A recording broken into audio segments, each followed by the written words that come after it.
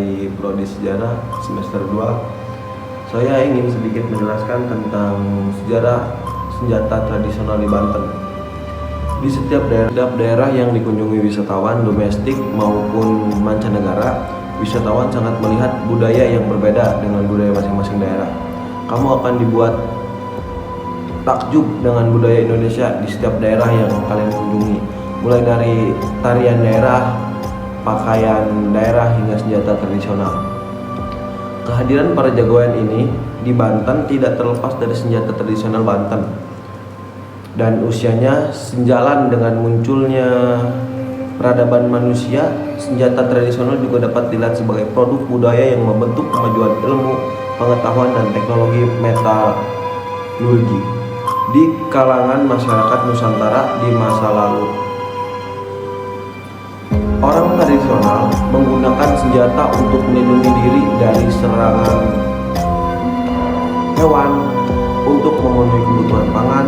Senjata tradisional didominasi oleh laki-laki. Saya sedikit akan menjelaskan tentang senjata tradisional yang ada di Banten, yaitu ada 6 jenis. Yang pertama, golok Banten merupakan salah satu senjata bersejarah sebagai simbol peradaban pada masa kerajaan Banten di masa lalu. Perang ini digunakan sebagai pertahanan terhadap musuh dan mereka yang ingin mengancam keselamatan masyarakat. Parang Banten dibawa oleh sang juara untuk melindungi diri dari serangan musuh dan sebagai lambang penghormatan musuh, dan sebagai pendekar atau jagoan golok. Golok dapat diartikan dalam kamus bahasa Indonesia sebagai tanda saudara kandung atau keris. Yang kedua ada bedog. Senjata bedog adalah jenis senjata tradisional dengan bilah yang lebih lebar dan ujungnya sedikit melengkung.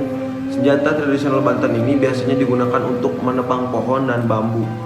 Bedog juga dapat digunakan di dapur untuk memecahkan batok kelapa dan menyembelih ayam dan kambing. Oleh karena itu, senjata jarang digunakan untuk menghalau serangan musuh. Ada yang menyebut parang dan bedog adalah senjata yang sama, padahal sangat berbeda. Kata bedog sendiri merupakan sinonim dari sebuah pisau besar yang digunakan untuk memudahkan kehidupan sehari-hari manusia, seperti membersihkan halaman. Sedangkan senjata parang digunakan dalam peperangan. Selain dari fungsi, struktur senjatanya juga berbeda. Yang ketiga ada golok sulangkar.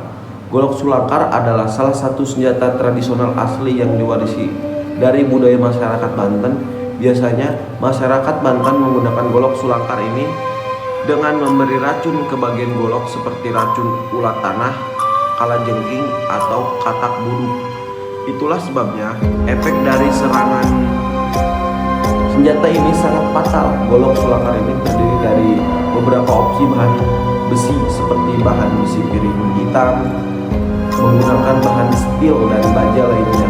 Pada zaman kuno, orang Banten menggunakan golok sulangkar ini untuk meracuni pedang mereka dengan tujuan untuk melumpuhkan musuh mereka. Besi tua yang digunakan juga harus mengandung besi yang dipilih dengan cermat. Kelewang atau parang, senjata tradisional khas Banten selanjutnya adalah parang. Senjata sederhana tanpa pernak-pernik ini memang banyak dijumpai di seluruh wilayah Nusantara, tidak terkecuali Banten. Parang atau kelewang adalah senjata yang terbuat dari besi dan gagang yang terbuat dari kayu. Parang ini merupakan senjata yang digunakan untuk menunjang aktivitas masyarakat Banten sehari-hari dan juga untuk senjata pertahanan diri. Selain golok, parang memang banyak digunakan masyarakat Banten. Yang kelima ada keris.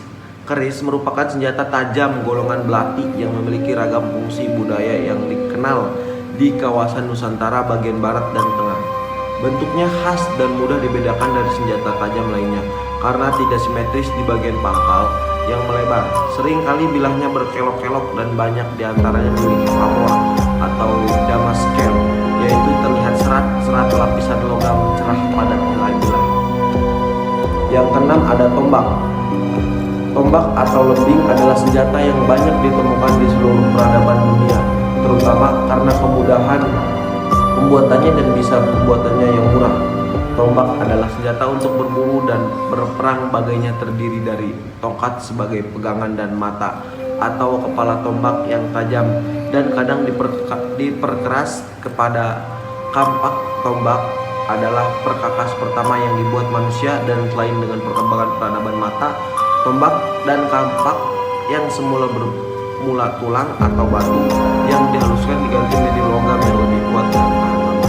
Di Indonesia, tombak menjadi senjata utama yang banyak digunakan oleh tentara-tentara tradisional Nusantara.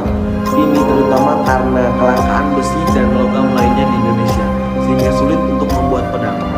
Terima kasih. Sekian penjelasan senjata tradisional dari saya. Assalamualaikum warahmatullahi wabarakatuh.